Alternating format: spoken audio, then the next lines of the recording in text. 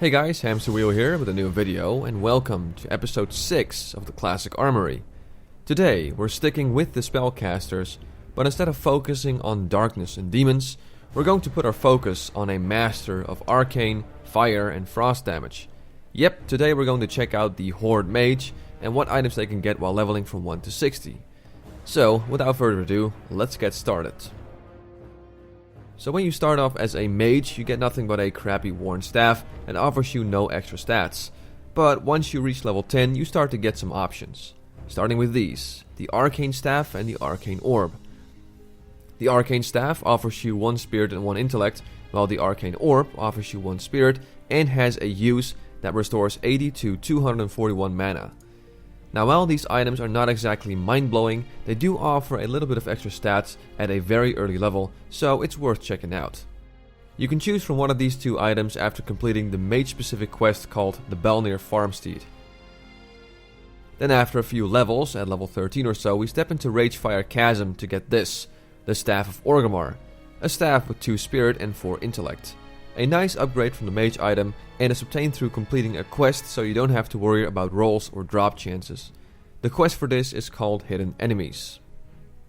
After that we gain a few more levels so we can step into the Wailing Caverns to recommend an item that has been recommended before, the Crescent Staff. A blue staff with 7 intellect, 7 spirit and 7 stamina. At such an early level, that many extra stats is very powerful and will definitely help you along the way. It's also part of a quest called the Leaders of the Fang, so with one full run of the Wailing Caverns, you're pretty much guaranteed a sweet blue staff. Then we get to our mid-20s, where we once again dive into Black Fathom Deeps for a few goodies just like the Warlock. First up, the Rod of the Sleepwalker, a staff with 11 intellect and 10 spirit. It has the same amount of extra base stats that the Crescent Staff offers you, though this one is focused a lot more on extra mana and mana regeneration. Unlike the Crescent Staff, it is a drop and not part of a quest, so just keep that in mind. What's not a drop though is this offhand, the Witch's Finger, an offhand with 7 intellect and 4 stamina. You can get this by doing the quest Baron Aquanus, and since it only requires 1 run of Black Fathom Deeps, it's probably smart to pick this up while doing that dungeon for some extra XP and a nice offhand for when you get yourself a decent main hand to combine it with. Speaking of main hands, when you get to your late 20s you can do Razorfen Crawl to try and get this, the Swine Tusk Shank. It offers 6 stamina and 4 spirit, which would make a nice combo if you'd use this with your Witch's Finger. It is a drop though, and this dagger is useful for other classes as well, so there might be some competition when rolling for this item. Then a couple of levels later we arrive at the mid-30s bracket. And like the Warlock, you should probably be checking out the Scarlet Monastery Library dungeon, as there are a few goodies that you can score from this place. Starting with the Hypnotic Blade, a great caster dagger that offers you 8 intellect, 3 spirit and 9 damage and healing. That 9 damage and healing done is the main reason why this dagger is so popular, because at this level range, gear with spell damage is very scarce, so you can expect the other casters in your group to roll on this as well. Fortunately, Arcanist Doan, the last boss of Scarlet Monastery, also drops this, the Illusionary Rod, a 2-handed staff that offers a lot of extra base stats, including 15 intellect, 10 spirit and 7 stamina. Like the Hypnotic Blade, this is also very popular with other casters, so be prepared to see a lot of competition for these two weapons. Another item you can get out of this dungeon is the Omega Orb, an offhand that offers you 11 spell damage. And the cool thing is, it's not a drop chance or anything, it's part of a pretty easy quest that requires you to loot a book from this dungeon, and that's it. So while you might not be so lucky with getting the other items, you are guaranteed this sweet offhand with only 1 run of this dungeon. Then in your early 40s we have another mage specific quest that offers you 2 pretty powerful rewards, the Celestial Stave and the Celestial Orb. The Celestial Stave offers you 8 intellect and 22 spell damage, while the Orb offers you 3 intellect, 13 spell damage, and when used it restores 400 to 1201 mana. 2 amazing items that offer a fair chunk of spell damage, especially that stave. It does require you to run through Uldaman though, so you're going to have to find yourself a group and fight your way through before you can get one of these items. After a few more levels we get to the mid-40s bracket where you can try and get this from the dungeon Zul'Farrak, the Zumra's Vexing Cane, a staff with 10 intellect, 10 stamina, and 21 spell damage. So while this offers less spell damage than the Celestial Stave, it does offer a lot more base stats, so it's still a good item to shoot for. But like the items from Scarlet Monastery Library, this is also a very popular item with casters, so expect a lot of competition for this item as well. Then in your early to mid 50s there are a few items to shoot for, starting with the Spirit of Aquamentus, an offhand that offers you 20 spell damage, which is a lot for a green offhand, so the item is pretty darn good.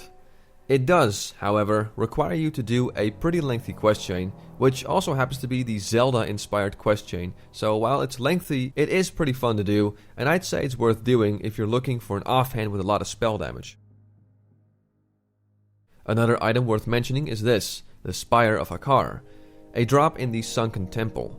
Now while the Zumra's Vexing Cane might offer you a bit more spell damage and intellect, this one still offers a decent amount of spell damage, more stamina, and some extra spirit, so if you're starving for an upgrade and you just happen to go and do a Sunken Temple run, keep this in the back of your head.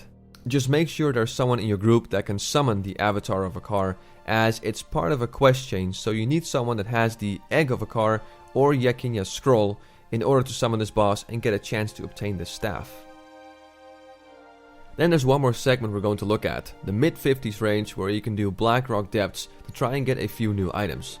One of those items is this, the Flare Thorn, a one-handed dagger that offers you 5 intellect and 17 fire spell damage, so a really nice main hand for all you fire mages out there. It's part of the arena, which is a fight in Blackrock Depths where one of multiple mobs can spawn, and it's random every time. So you have to be lucky that the correct mob spawns, then you gotta hope this item drops, and then you gotta hope you win the roll.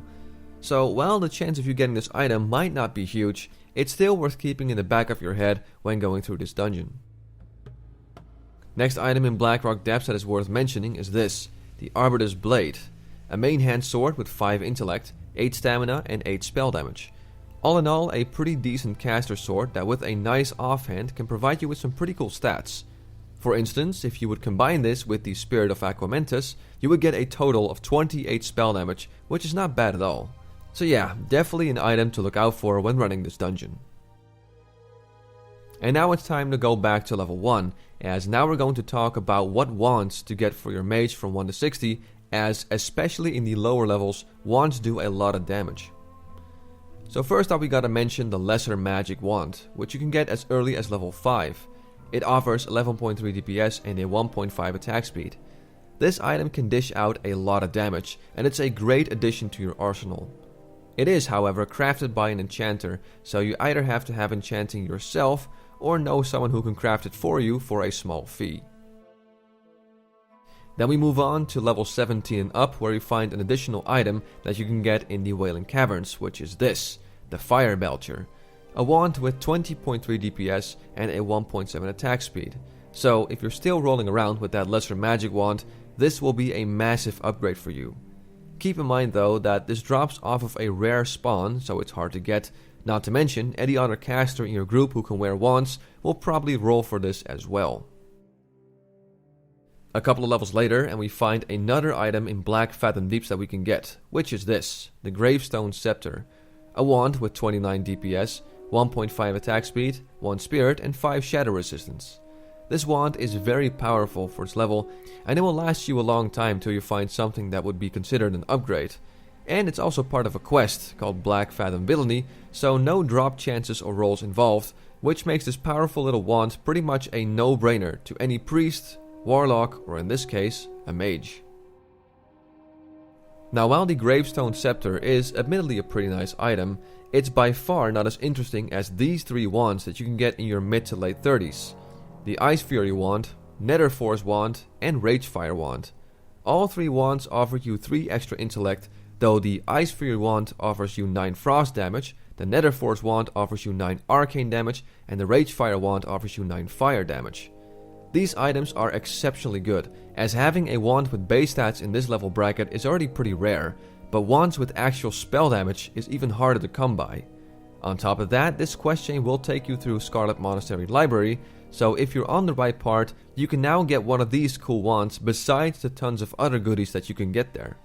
All in all, 3 amazing wands that I recommend any mage to pick up as soon as they're high enough level. And since these are one of the very few wands in game that offer you extra spell damage, these will probably last you a very long time.